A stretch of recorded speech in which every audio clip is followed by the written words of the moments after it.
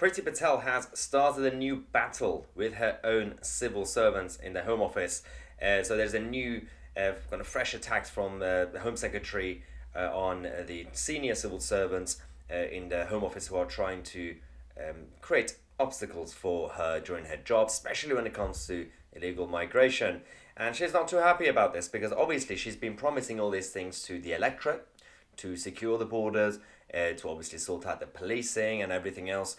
And there are a number of people in the civil service who have always been causing trouble. Philip Rotnam was one of them, who was heading the Home Office. He was forced to resign because of his relationship with Priti Patel. Now it's happening again with the others, the ones who, I don't know, the leftover, basically. The situation is that obviously with the migrant boats still coming in, Priti Patel has now tweeted again saying that today we removed people who came here via small boat.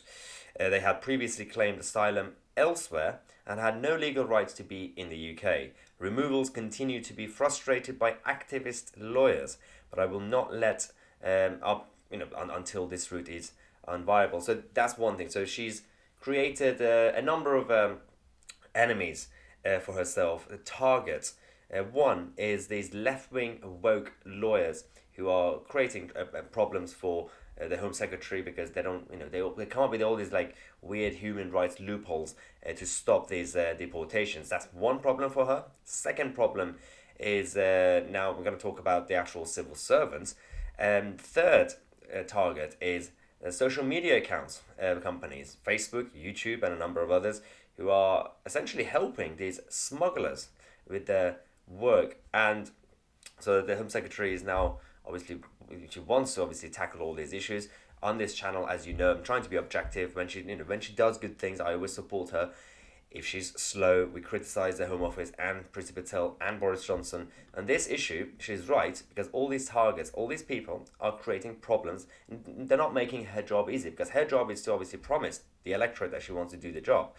And we have this situation where she obviously mentioned the social media accounts and the lawyers. And there's this point where the Home Office published a video using the same attack line about the lawyers, only for it to be deleted. And the permanent secretary of the Home Office, a senior civil servant there, saying that it should not have been used on an official government channel. Pretty once again finding herself in a fractious relationship with her civil servants. So, apparently, if the Home Office or the Home Secretary talks about the security of this country, the borders, and especially illegal migration, that's not allowed. You shouldn't use the official government accounts to do that. She got told off by civil servants. This is why she's now planning to do a bit of a shake-up in the Home Office again after Philip Rotnam resigning. There's going to be another wave and another storm coming. So we have to wait and kind of just watch her drain the swamp of the Home Office establishment. This is just embarrassing. When you have civil servants basically working against the interest of the country and ordinary people out there. Seriously, do we really care about this official government channel saying something or not saying something? This is the biggest problem. And you have Facebook and other social media accounts who are basically aiding these smugglers, according to Priti Patel, because Facebook and YouTube and all these guys, they have rejected appeals to take down hundreds of posts promoting smuggling services. This is according to the National Crime Agency. So the NCA have said that these websites you got, especially Facebook and others, who are aiding these smugglers. The Home Secretary, Priti Patel, is demanding action after it emerged that these tech giants were aiding these smugglers, the migrants, and helping them kind of cross the channel by failing to remove these online posts that were promoting their business. So what it is that there are a lot of social media posts you could find about it's like a guide or like a how to do smuggling, and they would teach you all the loopholes and whether you want to do it yourself or you want to help someone to illegally enter the UK. And but social media accounts, even though it's illegal, even according to international law, so it's not just the UK thing. But social media accounts, especially Facebook and YouTube and others, they're failing to actually do anything about this, they say it's fine, because their idea is that, well, as long as we're not actually promoting the contact numbers of smugglers, like, what do you expect them to put their email addresses and phone numbers? Call me.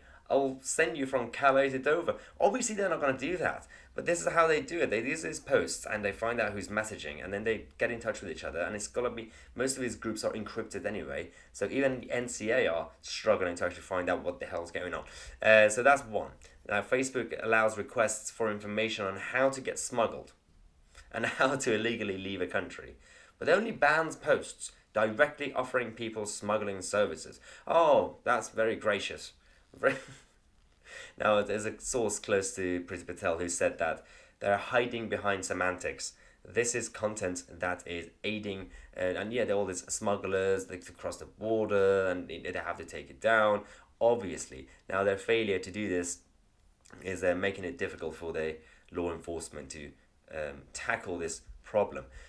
I don't understand why we have to be in this situation where social media accounts are doing this, and then you have the civil servants defending the tech giants, telling the Home Secretary, the elected MP, she's an elected politician, they've told her, oh, you're not allowed to talk about this on the government channel or government accounts. She's the Home Secretary. She's supposed to be the boss. But in this country, politicians and our government ministers, they're not really the boss. It's the civil servants. This is the biggest problem, and this misconception about who's actually running the country.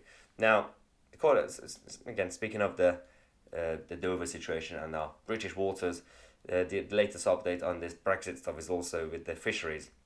So, one thing that Boris Johnson and David Frost, his chief negotiator for Brexit, have done is they've been holding very strongly during these Brexit negotiations, because one thing we have between Priti Patel and Macron on the migrant boats, and then you have this situation with the fisheries, the new plan that the UK government have is that they have promised that the British fishermen will be able to double their catch after Brexit under the new plans. And guess who's not happy? And no, it's not just the Dutch.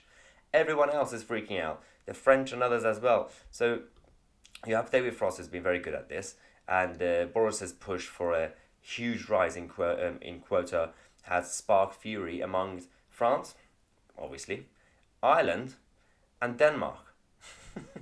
These are supposed to be apart from France, Ireland and Denmark are supposed to be slightly more centre-right, culturally and economically. No, they want handouts. They want free fish.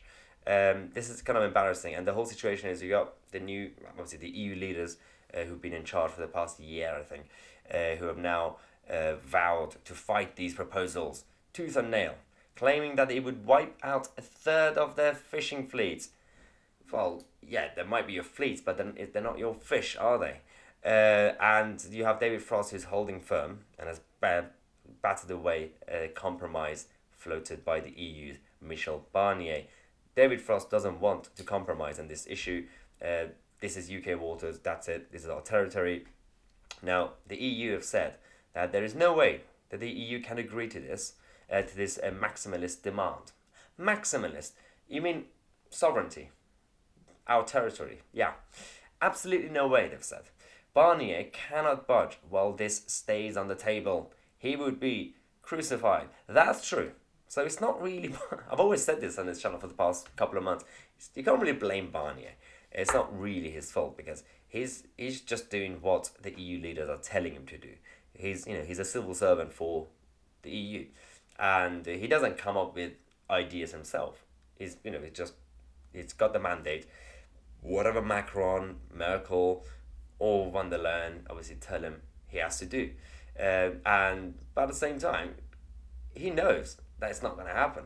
So at this point, as we've said many times, if David Frost and Boris Johnson don't compromise on fisheries, it's highly unlikely that there will be any deal, and that's why both sides, as you saw on this channel a couple of weeks ago, last week, have now officially prepared for no deal or WTO Brexit, and we'll keep you guys posted. But this whole issue with Priti and the Home Office is getting absolutely ridiculous. We are on this channel, hopefully, next week, we're going to have a source going to either try to get Priti herself or someone close to her to give us a quote or come on the show to explain the situation from their side, because the plans that she has to do a bit of a shake up in the establishment needs to be supported, obviously, by what they're saying. We'll keep you guys posted. Obviously, make sure to subscribe to the channel to get notified when we actually release that video, but also we give you all the other updates on a daily basis. As you guys know, we have just launched our new merchandise side, because we've been talking about a lot of things on this channel that you don't hear on the mainstream media, and you guys have been supporting me. Thank you very much. We are now obviously expanding the team. We have a new obviously producer. We have Lacey, who's joined the team, and we got the new merch. We are the media, because you don't need the BBC anymore. Just watch us and channels like this. Obviously, I'm not that greedy. I could share, but yeah. So check out the link in the description for the merchandise. You could also find the merchandise, the store, the shop tab next to the community tab on YouTube or next to videos. So check it out. Get your t-shirts. There's also other things, phone cases and mugs, I think, and yeah, jumpers. Check it out, and if you want to support the channel, become a member. Again, the link is on the screen or in the description. myitc/join. You could also get a lot of perks and benefits in return. As of next week, we have the new schedule, so we're actually going to give more back to the members. Some of the members have been asking about where they can find the videos. So most of the videos, if you just go on the video tab, if you're a member, you'll see more videos. If you're not a member, you won't see some of them, basically. But the videos will just appear as like a normal video.